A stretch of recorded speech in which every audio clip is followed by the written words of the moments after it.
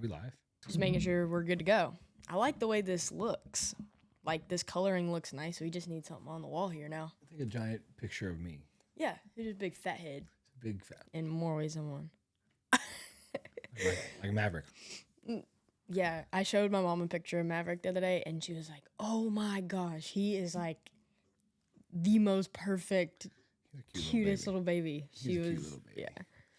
Lucky. Well, all right, jump in. What's up, guys? Welcome back. Episode 6. If you haven't listened yet, you need to go back 6 times and spend 6 hours of your day listening to us. Let's go. As every episode, we always want to remind everybody that these conversations and the things we talk about and the things we've done are a reflection of like our lives and kind of our key learnings. And for our audience, we don't condone some of the things that we've done. It's just more of a reflection as to what it taught us and where we can go from there. Yeah, our experiences, learn from them. Yeah, don't be us. Just be better than us. Yeah, you can be us in some senses. A little bit. But maybe some. We keep saying that, and we have not said a story. It's just because my mom was like on me about it. I mean, it's a good disclaimer because, I mean, as you all know at this point, if you haven't listened to the others, we both are very ADHD ridden. So sometimes our conversations go down a lot of paths before we get to where we were trying to go. So this episode, we're going to talk about failures through college/sports. Yeah, and just in general. Yeah. You want to take us through some of yours? Yeah, so let's see. What would be a big failure of mine? Like in college, did you ever or going into college, was it maybe not even a failure, but were you always the best girl on the team? Like I'm sure growing up, you were probably top of your class, top of your league, and then you get to college and the gap starts to shrink, and then yeah. So growing up, yes, I feel like everybody in college, growing up, you're always the best on the team. I wouldn't say I was the best on my team travel ball wise. So I played for the Bombers organization in 18U. It's like my last year. Yeah. I was not the best on that team. That organization is like ridden with Power 5 athletes. Did you pay to be there, or they paid for your stuff? So I know we didn't release this episode with Christine because we had a lot of technical issues, but there aren't, to my knowledge, softball teams where they pay you to play travel ball. That's a very baseball centric thing. Or pay for your stuff. Maybe not pay you. We were sponsored by DeMarini and New Balance, so we got discounted gear. Yeah. But it definitely wasn't, here's a bat, here's shoes, here's a ball bag. And here's your flight, and here's... Yeah, no. We paid monthly dues. Gotcha. Everybody did. And it's definitely not the kind of travel ball where it's all the teams at the bottom are paying for the team at the top. Because I've seen some TikToks and stuff where it's... The feeder teams. Yeah. They're not granted, I haven't played travel ball for almost 10 years now, so... But to my knowledge, that's what it was. But yeah, so definitely was not the best on that team, which was fine. I knew my place. I knew where I was going. Getting into college, obviously, still was not the best on the team, but I knew I had to grind. Yeah. So freshman year, I was being a freshman, but I was busting my butt. I was carrying all the buckets I could, down to the little things, doing everything you can to be the best teammate that you can be, carrying buckets, carrying tees, making sure nothing's left out, being a voice on the team, stuff like that. I think that doing the little things right at practice, beyond just your athletic ability and your skill set, makes you better than somebody who is just 100% athlete and not a good teammate. Yeah. I know that's not what we're going for, but that's where my brain went. When it comes to failures, and it's so hard, I feel like I definitely failed. I always failed, but I can't think of a big failure that was a huge setback. Did you start freshman year? I started, I think, 7 games in. Okay. So how did you go into it, having always started, and all of a sudden you're not starting? So, in my head, through high school, which we've talked about this at the cages before with some of our girls that are getting ready to go to college, going into freshman year, I fully expected, I'm redshirting, freshman year, you redshirt, and then you go from there. So I'm just there for the vibes. I'm there being a good teammate in the dugout. I'm woo, go team. Yeah. And then we get 3 weekends in and I hear my name called, go to left field, and I'm like, oh, crap. Like, I'm okay. And then I didn't come out after that.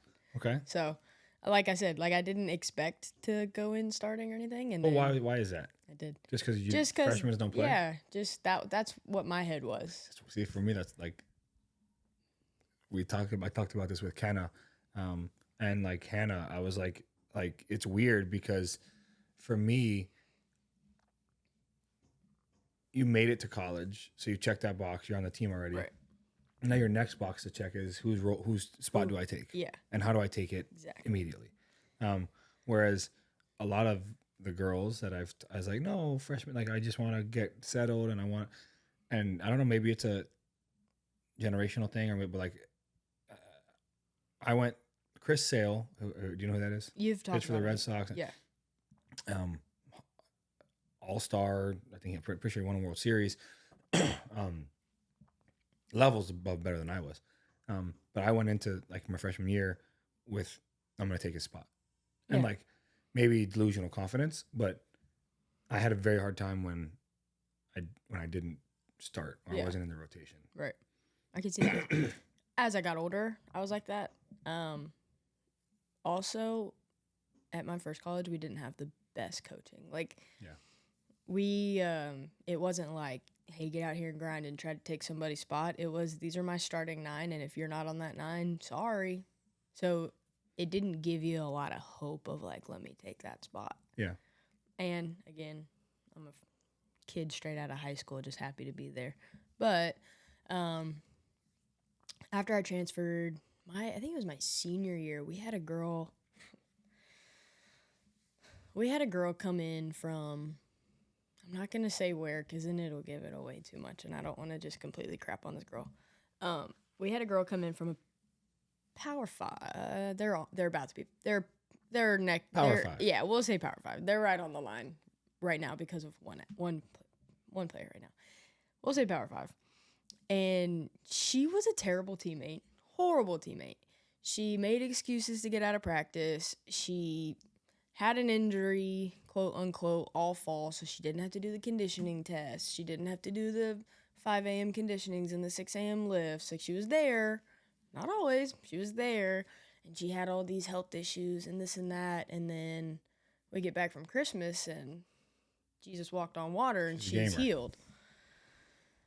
And so she was that kind of teammate. And I feel like people have teammates like that, right? Well, she was all fall. Oh, Coomp told me I'm playing center. Coomp told me I'm playing center. And I played center my junior year, so I'm like, whatever. Like, I'm a super senior at that point. I'm like, whatever. Talk your talk. I'm going to do my thing. Sure enough, season comes around. He throws her in center. And I'm like, what? Like, all of our team values and, like, everything are just out the window? Yeah. Like, what is going on here? I'm saying, like, at practice, we would both be in center running outfield drills. It would be just me and her. And you know as good as I do, outfielders, when you have all 9 people on the field for practice and you're running through, like, live defense, outfielders get the work put in, right? Especially center field. You're running back and forth, back and forth, back and forth. She would get, like, 2 balls and be like, because we would do, like, 3 and switch. She'd get 2 balls and she'd be like, my heart rate's too high. I have to wait. And she would let me go for, like, a half hour. And I'm like, heart rate 300, dying, running back and forth out here. Yeah. And then she's the one getting put in. And, like, I was better than her. She wasn't better than me. So that's also what grinded the gears, But it ended up working out as it needed to. I played left, and I loved left way more than center that year. So we had a lefty pitcher with a crazy backdoor curve. So I was having the time of my life in left field. Getting all the balls. So, yeah. So that would be the biggest, I think, like, failure that I had to, like, adverse through. Yeah. And mine, I mean, I had to, obviously a little different. And a lot of mine was self-inflicted. But, like, I chose to go Division I out of high school because I felt like I had to go Division I, which I'll talk about in a second. And I shouldn't have. I should have gone to Division II. Just because financially it was a better move to go to Division II. 100%. My ego was not there. 100%. Yeah. Tuition doubles. Tuition doubles when you go D1. And then I got into a an argument with some of the seniors or one of the juniors whose dad turned out to be like a sponsor. And it was because I wouldn't do some of the things like, hey, grab my bag, hey, pick up my bucket, hey, grab me a case of beer, grab me a beer from the fridge or what. Like I was like, no, dude, I'm not like, no. So I ended up going to Texas. And then in Texas, it was you are the guy, you're the starter, you're the whatever. And I had a really good start. But the coach that I went to, so this is my first failure, is I had to went from D1, Florida Gulf Coast, to like a never heard of you school in Texas, Ranger. And not that they were bad or anything, but they weren't good. And the coach that I went there for ends up leaving when I get there. So he left from FGCU to go to Ranger. The goal was go to see him. We trust him. Have a good year. You'll come back to Ranger, or you'll come back to FGCU. That coach ends up leaving. So now I'm stuck out there in the middle of Texas by myself. And in the middle of Texas. So she knows Texas. And like we went to school. Our school was like maybe an hour and a half. An hour and a half away. We had a Walmart. No, we had a Sheetz gas station and a Subway. That's what we had. And then when I was leaving, they were building a Dollar General, and there was like a tanning salon, like a whatever. Anyways, so that was my first thing is Miami, kid from Miami in the middle of Texas, in the middle of nowhere. Then we don't really have a weight program. We definitely don't have a weight strength and conditioning coach. You're just going to have to figure out the weight room by yourself. And by the way, the weight room is probably the size of this, like this little room right here. Little room. Studio. So it was on me to figure out that. Had a good start, then tailed off a little bit, but was miserable because of school and all the things. So ended up going to Miami-Dade Community College. So D1, JUCO, Texas, back home, live with my parents, go to JUCO in Miami. And if you know anything about Miami-Dade, that's where like all of the, I can't make grades, but I'm a big D1 guy, or I should be going to LSU, or I got in trouble. So we had Derek Law, who still pitches for the Giants. We had Jarrell Cotton, who still pitches for the Oakland A's right now. We had, what was his name? A kid transferred from UNC, North Carolina, to play center field. We had Leo Rojas, who played for the Giants, catcher. Like, we had all these. Manny Machado was supposed to come there that year, but then he ended up going in the draft. So it's like that kind of talent. And we had two kids from Cuba who didn't speak English, but threw 97. Yeah, like, they could ball. It is what it is. So I'm there, and I'm like, damn, I'm not a starter. I'm going to be a reliever. Injury happens. I have a partially torn UCL. So it's like, okay, I've never been injured before. I've never not started, and I've never been injured. Yeah. So we got to figure that out. And you're shut down for 4 months. And like conflicting opinions, doctors told me, hey, it's torn and you could probably have surgery, or you can opt out, depending on how important your season is, to like rehab it, rest, and let it do its thing. Yeah. So I took it to the coaches, and it was like, well, no, like we're gonna use you. Yeah, like of course. We would prefer that you like try to rehab it first and see what happens. Never leave it to the coaches. They're not medical professionals. Right. So I was like, okay, fine, I'll do that, and I did that. Yeah. And then from that point on, which is sophomore year of college, first semester of sophomore year of college, all the way through my junior year fall, I had like elbow pain, and it was like just throw some Tiger Balm, pop 6 Advil, and go pitch. And that's just what I did, and I pitched through it. And I could still throw hard, I could still do all the things, but always had like tingly in my fingers and whatever. So then, not only did I not pitch as much as they said, but I was like the cleanup guy. So it was like you would throw like an inning, garbage innings. It was like, hey, we're down 20, get us 4 innings, or hey, we're up 30, we're up 7, go just pitch a batter through the end of the game. Yeah. Or it was, oh shit, get loose, you're going in. Yeah. With no time. It was that kind of no warm up time. So the guy who has elbow problem, it's hey, you have 5 minutes, get loose. Yeah. So then perfect. Great. So I hated it. Started to dislike baseball. I ended up going to Virginia. Dang, dude, you were all over the place. I know. So did you play at one place for more than a year? Yeah. Okay. In Virginia? One, two, three. My fourth college is where I played for 2 years. But in Virginia was the summer league. So the Valley. Got it. Okay. So I lived in Rockbridge, Virginia, which again, middle of nowhere, Virginia. Had a great summer. Left the team early, came home. and ended up going to Philadelphia University, which is where, That's right. yeah, so which is where I played for junior, senior, super senior. Okay. Cool. Junior, So you had red shirts along the way. no, Oh. not yet. I got my red shirt in Philly. Okay.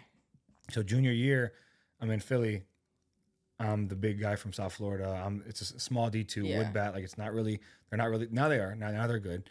They weren't really good. So I was like this. I was the steal that You they were got. like the guy. Yeah. And I come in, get a girlfriend. She's center on the basketball team, but like 3-time All-American. Like, and the basketball team is like the team Okay. at that school. So I go there, whatever. I get special treatment because she's my girlfriend. So like I get the trainers and they all know me. We're cool. I end up going to the school that I didn't go to, Nova Southeastern, is the school that we play in our fall ball. We fly to South Florida to play. Dang. So we they had money at that little D2, huh? Well, in Philly, it's snowing, so either you fly. Oh, you have to. go That's somewhere, right. That's right. Okay. So we did South Florida, and the team at Nova has 4 guys that were on my team in Miami-Dade, and then it has another so kid. they know you. And then it has another kid. Yeah, they've that got was your on my high number. school team. So we have 5 or 6 kids that I know, and then the rest of the kids that I know just from being around. Right. So I'm hyped up because I'm like, now I get to prove something. Yeah. And there are scouts in the stands to see everybody To else. watch those kids. Yeah. Correct. Well, I'm 92, 93 at that moment. I get up to 96. It was great. LSU's there. By the way, dream schools: LSU, ASU, UT, Texas. Those are my 3 schools. LSU's there. ASU had a bird dog scout there. The Nationals, the Reds, they're all there. Yeah, because all their spring training sites Correct. were down there. They were all getting 100%. ready for And I'm spring gassed up. training. And I'm gassed up. And it's the second or third inning, and I just at that point, the first 2 innings, I could tell if I was gonna have elbow pain or not because once it got loose, it didn't get loose. It was fine. Yeah, well, Okay. that game it didn't. So I Cool. just kept tiger bomb, sleeve, Chewing Advils in the dugout. just all the things. And then I throw a slider, and I was like, yeah, it felt kind of weird. And then I throw a fastball, and it didn't really have much on it. And then I throw another slider, and it 3 hops the plate, and I'm just like, you could hear just like you heard that, and so that was my first real like failure injury is that Tommy John. But I didn't just in typical Joey fashion. You don't just tear the ligament, you tear it and you rip it off the bone, and you have bone chips, and you have like all this like it's like nasty. So my hand, I'm looking at it, and my fingers are like hot dogs. Like the swelling just immediate. Yeah. So Did you pass out? no, Like once you got back to the dugout or anything? no, which is weird because now I pass out at like Really? getting my blood drawn and like Oh weird yeah. stuff. Oh, Yeah. blood. Yeah. Or like just getting like poked with a needle to like do an injection or like a I'm PRP the or exact something. same way. I That's pass a out. completely different thing. Weird. Though. That's a blood pressure thing. Yeah. So then that's my first fit, and then to add insult to injury, I'm the first person at this small Division II that I'm at to ever have Tommy John. So the training stuff was great for soccer injuries and like ACLs, MCLs, like all the ankles, things. Yeah. UCLs, it was like a Google search to like what rehab protocol. That's insane. What year was this? And listen, I loved Erin Thomas. She was amazing as a trainer, but she had never like dealt with Yeah, that. she didn't have the Right. experience. Right, nobody ever had it. So it was, I graduated 2009. So 2009 we went to FGCU, and 9-10 was FGCU Ranger. 10-11 was Miami-Dade. So 11-12. So 2011 to 2012. Okay, so I mean, it's not like Tommy John was unheard of. Then. No, it wasn't unheard of, but it wasn't as popular as it is now. Right. And then we make a joke. Myself, my buddy Casey, my buddy, I think Dave, Abe, I want to say Corey. There was 5 or 6 guys from the time I got it to the time I left that ended up having Tommy John at that No school. way. Yeah. Golly. So it was me, it was my fault. But anyways, You started the. and I know this is a long rant, but for those of you who don't know, when you do Tommy John, it's not necessarily the surgery that makes you better. It's the rehab process and the throwing 100%. program. That's Right. with everything. Correct. So I had in the spring, which was like May or March or April, I got hurt. You can't throw for 8 months. So April, May, June, July, August, September, October, November. That's when we can start throwing. Well, when you're in Philly, It's freezing. freezing. So I'm doing my long toss protocol in a In 60-foot cage indoors. So I'm throwing 200 feet, and I'm just trying to like hit the net guess, high. hit the net and Yeah. guess. So needless to say, I never got back above 89, 90 maybe. I was topping out, and I had to learn how to pitch all over again because now my arm felt weird. Like if I straighten out my arms, like one is like you can see it, Yeah. like one is longer than the other. As my shoulders sit different Right. So they sit. heights. So it's just different. And then if that's not bad enough, that I'm just trying to. Now it's hey, you're no longer a starter. Yeah. You're gonna be a closer. You're just gonna like we'll put you closer for 1 year and we'll bring you back. Yeah. Never got brought back. Never saw a first inning in a game ever. So as you got hurt and then How did that affect you mentally? I mean, Like now looking back, because I feel like in the moment when we're young, we don't have the mental maturity we do as we do now. Gosh, sorry. Now looking back, how do you think it affected you mentally? I mean, it was devastating. I never got a chance, and I understand why. But again, like some kids who had some money, they were trying to build a program, and they would bring some like kids from Connecticut, and like dad's got money, and we want to like he starts, and like I never got a chance. So I'm in Philly. I'm on my fourth school. I'm far away from home. I got a job at a bar. I started to DJ. I started to bartend. I started to drink. Just like make it work. just make it like, and it was like, okay, well, clearly I'm not good enough. And like subconsciously, my dream of going major leagues was very thin to begin with when I came to this school because You were in the middle of I was in the middle nowhere. of nowhere. But I had a chance. Now I don't have a chance. And now they don't even care about me. So I'm just going to drink. I'm going to party. Not really going to work out unless my girlfriend, empowers me to work out. And then it was like, well, now I got to keep up with her because she's like the face of and I'm just on the team. So I started acting out, like start throwing parties, like, and got in some trouble in terms of like with the school of like throwing parties and all the things. So I think a lot of it is there was no, like we talk about, there's no place for help of like, if you don't have money, or you don't have like resources from like your parents, like you don't have a sports health coach. You don't have a mental health coach. You don't have like, it's just on you to find it in college. Did I kick something? No. Okay. And so I ended up hating, like, I hated baseball. Yeah. Like, I ended up not enjoying it. I ended up, resented it. yeah, it was just not like, it wasn't even a safe space anymore. Just something I had to do to keep going to school. Yeah. It's crazy how we respond to failure at that age, in that moment, in that environment, because it's like we learn how to fail on the field, as in we play a sport of failure. We're gonna fail 2 out of the 3 times, and that's good. If we fail 2 out of 3 times, hey, we're hitting 330, But they don't teach you how to fail in real life. Right, and how to rebound. And how to come back from it. And this is a good topic for this point in time right now, because I've been doing a lot of like quiet time, self-reflecting, like really digging into my brain and into my soul and everything right now. It's like in real life, when you fail, you sit, you reflect, you figure out how we're going to push forward.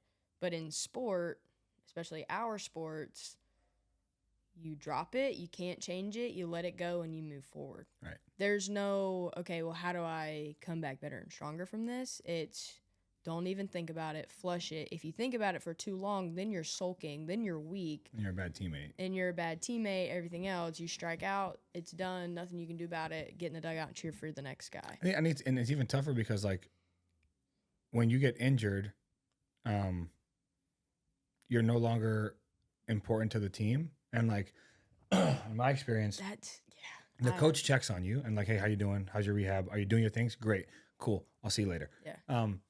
But he's not checking to see if you're doing your program. He's not checking to see how are you progressing? Or at least my experience was that. So it's really on the training staff. So now you lose your coach because you're not his job is to replace you, to figure out how to win. Right. It's a business for him. Right. And it's just pretty like deflating of like, and even to this day, like we were stupid softball. We were playing in the World's whatever, and in our third game, he sat me because he wanted to give me a break. I was pissed, and I understand why. The last 2 years in Worlds, I got hurt in the major, and like because we're playing a lot of games, and like we were gonna play a lot of games, and I get it all. But I pulled him aside. I said, dude, I really don't need you to sit me right here. Like I really want to play, and not even because I want to play, because like I want to get in my rhythm. I want to get hot, or I want to keep my rhythm. And he goes, too late. I've already turned in the lineup, but which is to his point, like he wasn't gonna take me out anyways because he thought what he was doing was best, and it turns out that it was the right decision. But like I didn't ever want to sit. Like, I don't ever. I will tell you when I'm ready to come out of the game, and like it's frustrating because in college you lose that, like, unless you are the favorite or you're like the dog, you lose that, like, hey, I'm not coming out. Like they tell you when you're coming out, and you have to, and you have no choice. Correct. So I think it's interesting. What I've also learned too is that like I don't do a good job with reflection of in the moment. Like it takes me a couple of days to reflect, and takes me like I need to sit with it for a minute and then reflect on my own. Versus like what you doing, like you're sitting with your quiet time, or you're doing the beach and like all that stuff. I have a really hard time making space for myself to do that, and to the point where now when like from here I'm gonna go open at DBET, and from 10 to like 1 there's like really nobody that comes through, and I sit there and I try to read a book, or I try to do something, but like for me finding that quiet time to reflect is difficult, and like handling that failure of whatever I'm going through in life. I'm not good with sitting with like my thoughts and I'm reflecting. so bad at it. I've been making it like very intentional the last few weeks. Had some pretty big life changes the last few weeks. Yeah. So I'm forcing myself to, instead of taking this big life change event that I would call a failure and moving on from it as I've done in the past. Yeah. I'm forcing myself to sit with it. So like the first thing I'm doing in the morning, and you're going to like this too. The first thing I'm doing in the morning, I make my coffee, I go outside, leave my phone inside, I do my devotional, do a little further studying in the Bible, and then I journal. Do you read the Bible? Yeah. So I have a devotional right now that's like, it's a daily devotional, and at the end it says like for further study, and then it gives like a chapter or a few verses or whatever.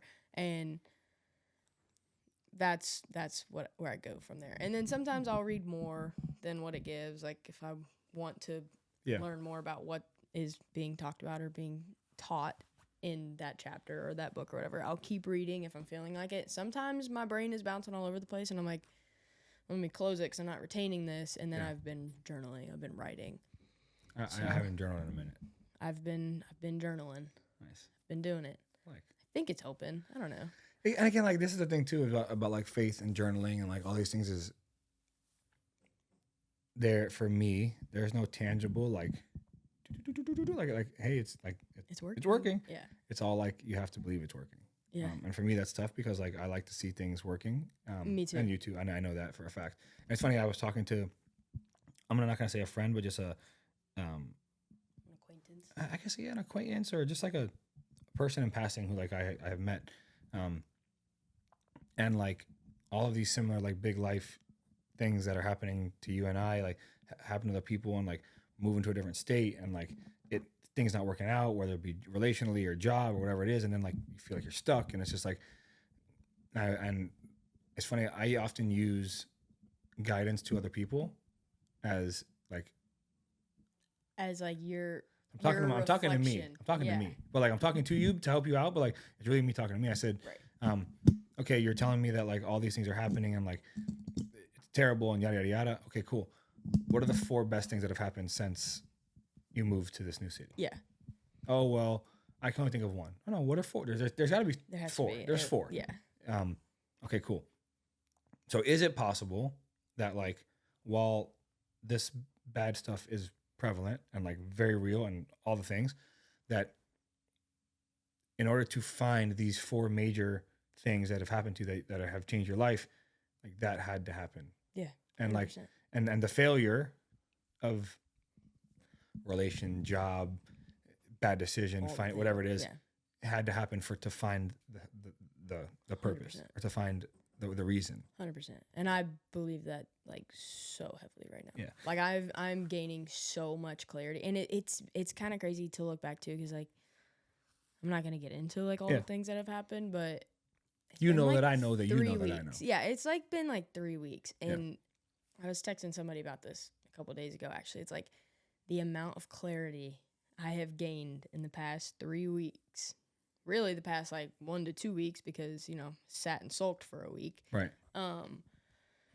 Is insane. I've never seen you sulky. You were sulky. I was sulky For a minute. You even came over here sulky. Yeah. Well, that was fresh. It was fresh. It was like 3 days in. Yeah. And I mean, I wasn't trying to. Like, I hate being like that, because I'm always the hype guy. Yeah. I've always been the hype guy. You're always it's the like, vibe. Always try to. And if there's no vibe, I'm gonna embarrass the heck out of myself to make a vibe. But what's cool about you too is that like, you are the vibe, separate from like alcohol or like it has to be a party. Like you are just the vibe. So I did, when I turned 25, I did 6 months sober. Not because I needed to. I just wanted to. I was like, let's see what this does. And that was the best time I ever had, like, going out. Because it's like, we would go out on the weekends still. We would go to the bar. I would be stone cold sober, driving everybody home. Also, loved the fact that, like, I knew personally everybody was home safe. Yeah. So, and I kind of felt like I'm keeping watch. Like, I'm making sure everybody's having a safe time. Yeah. I loved going out, still do, going out, dancing, having a good time, stone cold sober. Yeah. I have a blast.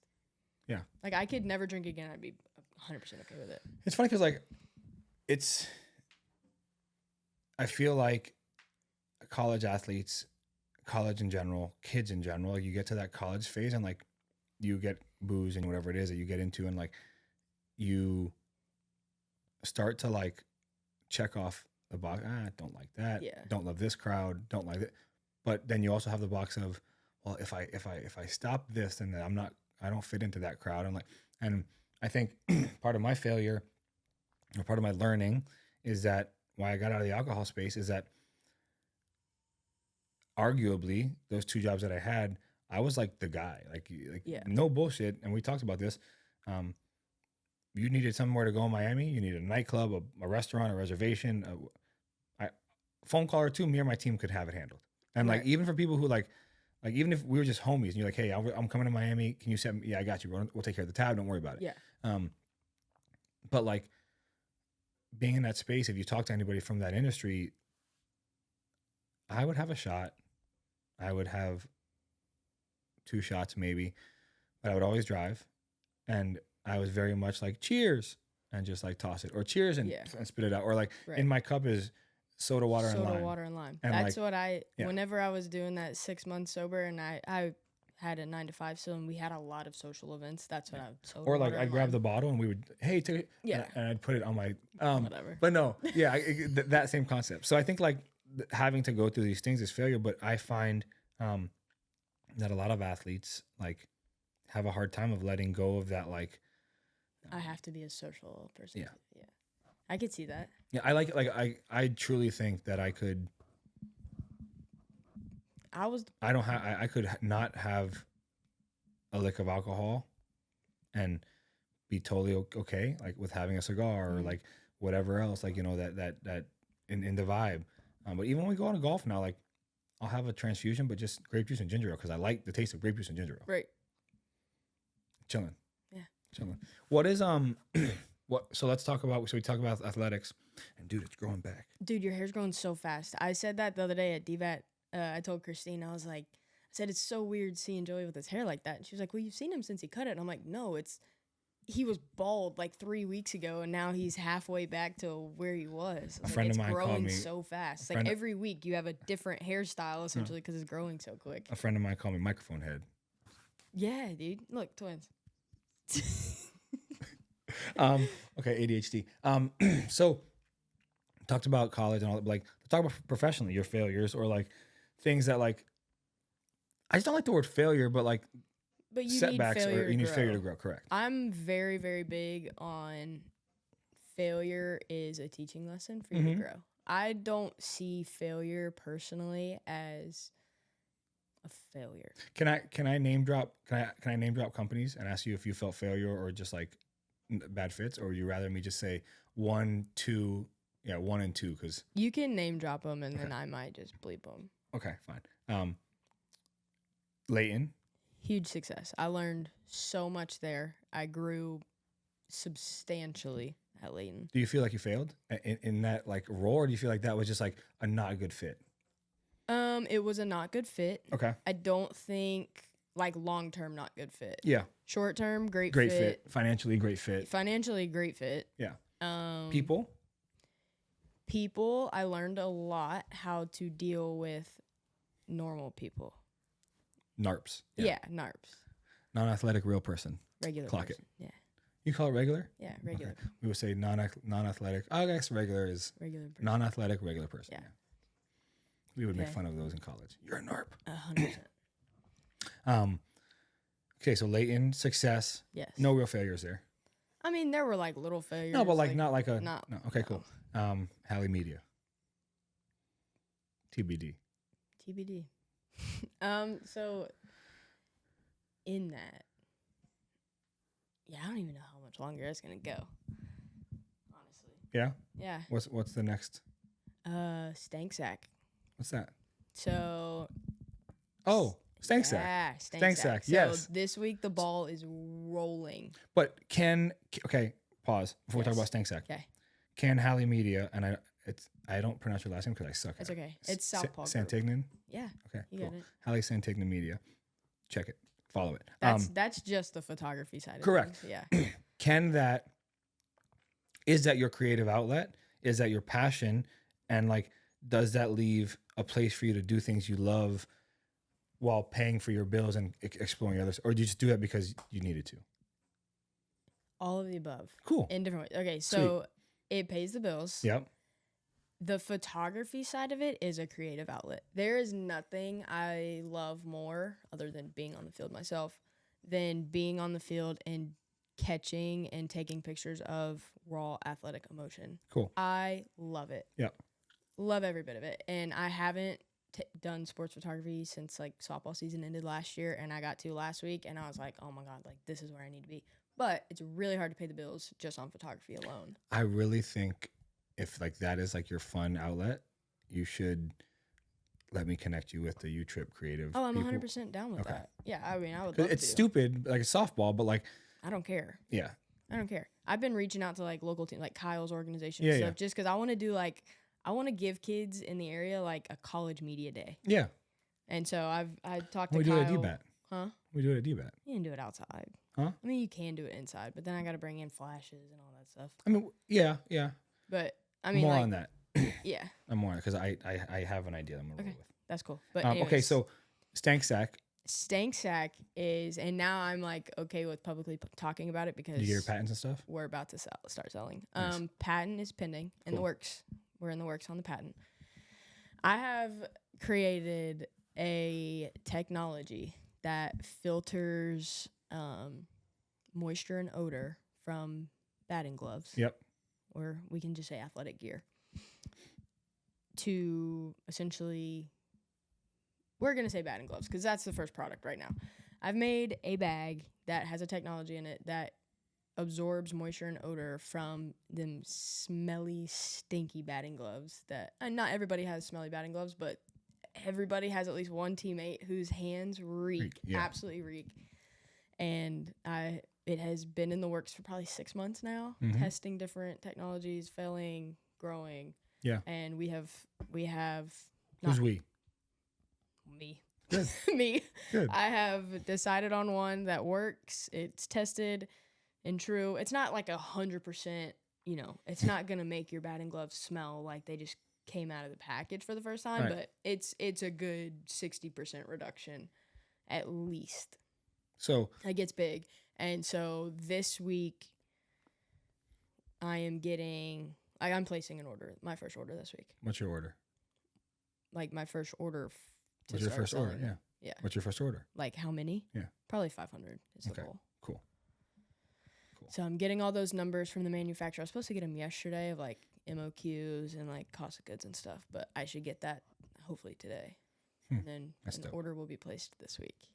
Well, you have your first customer. Thank you. You know that we'll talk about that offline. Yeah. That's so dope. So all the failures of like, so since I met you, you've been through 3 jobs, and Yeah. not but like 3 or In the best way. 2 jobs in the Yeah. best way, right? You left one because you felt it wasn't a good culture fit for you, and like you took your learnings and wanted to go off on your own. So it's not that you left on like you got fired. No. You left because you decided your passion was to wanted go on more. your own. You Yeah. wanted more for yourself.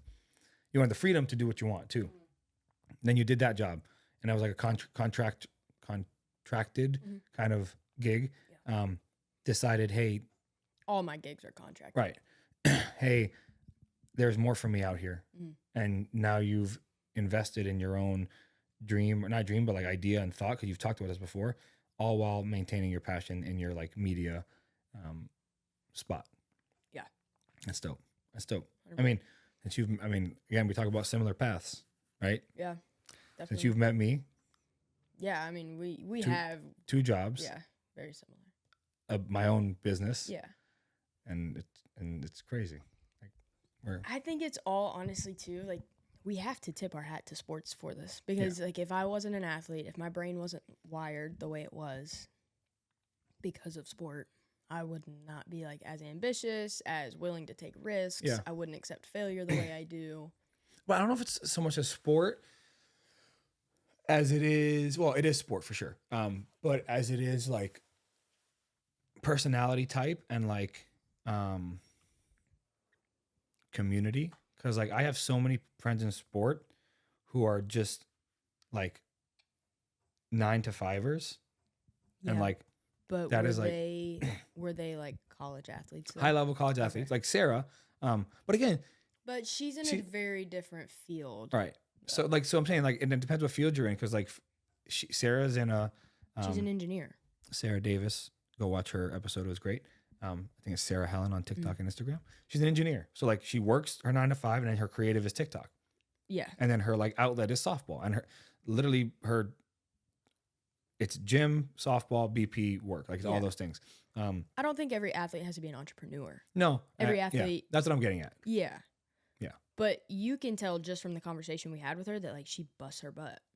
Yeah. So I think there's a difference between like being an entrepreneur and busting your butt in that side of life and being like a 9 to 5 W-2 employee Yeah. that busts their butt and grows Yeah. and like climbs up the ladder. Yeah. I mean, I think like for me, I almost chase the like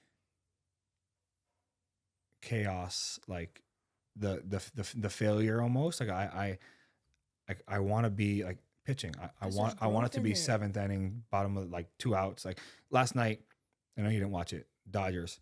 You know who Clayton Kershaw is, right? He's retiring as a Dodger. I've met him. You've met him for real? That's cool. He's retiring as a Dodger. His last outing gave up 4 runs in 0.2 innings, and he hasn't pitched in like 27 days. He's just on a team right now to just like retire as a Dodger. Right. Top of the 11th, 5-5 game, bases loaded, 2 outs, 3-2 count. The mighty Casey. Foul ball, ground ball to second. They get out of the inning. That's how his career is going to go out. Like I chase those moments. 100%. I chase. I mean, we just Like, talked I just about. got chills when you said that. You keep going. Yeah, the failures in my life have not landed me in jail. Yeah. You know, I'm alive. Yeah. I'm not financially upside down. You're not homeless. I'm not homeless. I have a good circle. You I eat. can do this on a Tuesday. You don't miss a meal. Right. I don't miss a meal unless I choose to. But and I don't choose too often. But like if you would have told me, hey Joey, you're gonna owe somebody over $1 million. And while you owe somebody over $1 million, which by the way, it's a bank and chill, Right. it's for the business. You're also going to be in the process of doing that again, but more expensive. And then you're going to owe up to $3 million to somebody, Mhm. all before the age of 40, while not having a salary. And like, you're not like, there's nothing coming in anymore. Like it used to be at You don't Bacardi, have a stable income. right? At Bacardi and also Clase on the Azul, it side. was 10 grand a month, like incoming benefits, all the things. Now it's you got 150 grand to like plan out how you get to your next step. Mhm. So it's like that athletic person in me chases that. Like I chase 100%. those moments, and I don't, you can't find it anywhere else. For now, it's like businesses. That's where I can find it. Yeah. It's I'm trying to process everything that is going through my head right now because I've talked about this with teammates and stuff in the past. Is like that feeling of like being in the dugout or being on the field where like being on the field in that moment, right? Bases loaded, you're tied, 3-2 count, 2 outs. Being on the field in that moment where we get that out, like I would be jumping up and down, screaming until my vocal cords cracked. Yeah. And same like in the dugout, right?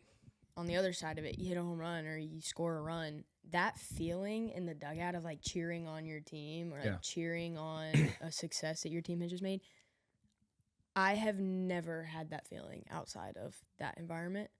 So I wonder if we almost kind of chase that feeling and are comfortable in the chaos. Like right now, you're telling me you're launching your business and you're going to place a 500 piece order. Mm-hmm. And in my head, I'm like, let's do 1,000. Like, let's do 1,500. Yeah. And I want to yell and I want to scream and I want to like, yeah. In business, you make a big sale or you make a big, like, you can't, there is no, so like for me, and maybe it's not the best outlet, but like, that's why I post so many of these like inspirational speeches and like church and like mood enhancer posts and like I can't yell. Yeah. Like, I can't. You're weird if you like if I open up a business and I stand in front of the banker and we're just like let's go like weird. Yeah. Right. So I like on the field. I'm really annoying to play against because I don't stop talking. I yell. I'm loud. I'm just, and people take it personally. It's like, no, because I don't get to do it anywhere else. It's like, on a golf course, I can't yell. Right. My kid takes his first steps. I can't scream. Like it's just weird. Like it's weird. Yeah. It is so weird. And it sucks. I wish somebody would have told me like my senior year, like get hype. Don't hold that back. Like when you feel like you need to get hype, let it out. Get hype because I tell people after I graduated, all the teammates I played with before their senior year, I would tell them like, hold on to that feeling, bottle it up as much as you can because you will never feel that again. Yeah, you won't. No, and so this is like, I'm not going to say his name, and I don't want to put his business out there, but I do plan on reaching out to him. There was a kid yesterday that came into DBAT, pitcher for UF. Like currently, or he's going currently, 96, 98. Wow.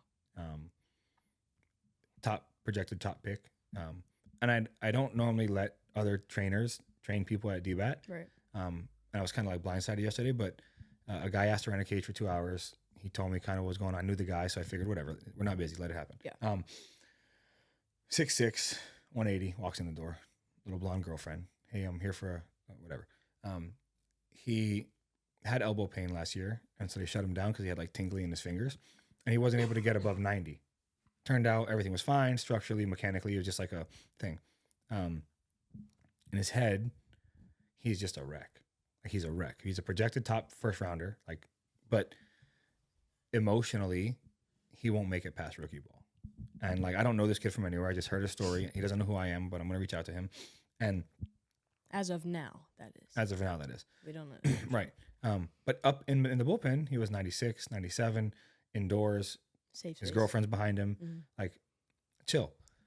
So it's clearly a mental thing. Mm-hmm. And one of the things that I heard from his coaches is that like his coach at UF is trying to change certain things about his to like help him. And he doesn't have the balls or the guts or the empowerment to say, hey man, like we've tried this for it's not working. Like it's screwing with my head. He's just doing what the coach says because that's the coach. Yeah, it's hard to stand up against coach. Right. And so the other thing that I heard is that he was asked a question, when's the last time you loved baseball? Like when was the last time you had fun in it? I don't know. When was the last time you walked out to the field and said, damn, this is dope. Like, I love being here. I can't answer that. Okay, how do you find that again? I don't know. How do I find it? He kept asking I don't know, how do I find it? And like, you don't realize that, like, how big that crossing the white line in front of 5 people or 500 people. Yeah. Like, if you can't find the passion or the fun or the little kid inside that, like, for him, I looked him up and, like, he grew up in the middle of nowhere, Florida, like Live Oak, middle of nowhere. You're playing at UF. You're projected top first round draft pick. Like, you can't find fun and passion in that.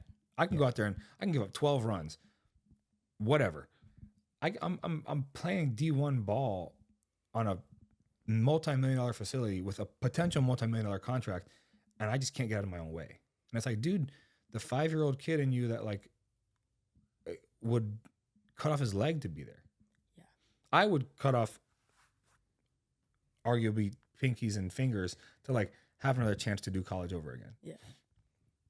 I would give up a lot to do college over again. Yeah. There were definitely times where I can say, like, I genuinely was not enjoying softball. I almost quit after my sophomore year of college. I was full on headstrong going into the Navy after my sophomore year of college because I was like, I'm done. Yeah. Because I hated it. I was not having fun. I was going out there. We need to wrap up. Yeah. I was going out there every day because I had to. And then when I transferred, I was genuinely loving my life again. And then I'm not saying for 3 years at Tarleton, I was having the best time ever. I wasn't. I mean, there's ups and downs, but I can confidently say my senior year, I played because I loved the sport and I loved being out there and nothing else. Yeah. I didn't look at my stats one time my senior year.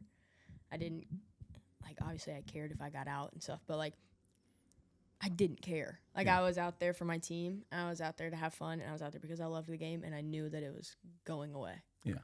And that was my best college season that I had. Yeah. Because I forced myself to find the love, and every single day I went out there, it was, I get to be out here.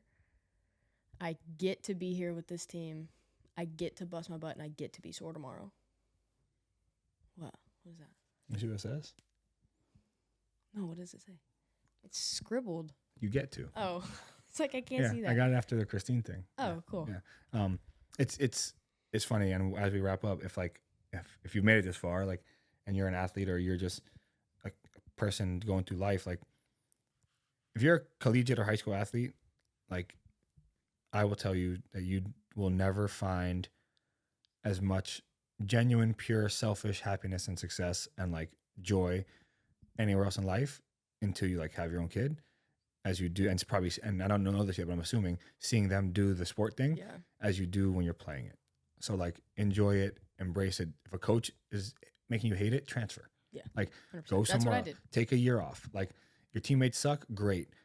There's another college out there for you. Like, don't give up. Like, you got to college. You've worked your whole life to get there. Enjoy it, and, like, enjoy the sport for what it. And if it's not, like, actual sport, go play club. Like, yeah. It's not for everybody. Right. Like, not all 30 people on your team are gonna be. We called it, like, peace love softball. Like, we had like maybe 4 or 5 girls on our team that were what we called peace love softball, and we knew, and we would pick on each other. Like, me and my roommate, we were peace love softball. It's like, this was life. We didn't care about anything else. Right. Peace love softball. This is what we're doing. This is why we're here. Yada yada. Not everybody's gonna be like that. Yeah. But if you're out there, why not enjoy every freaking second of it that you can? Yeah.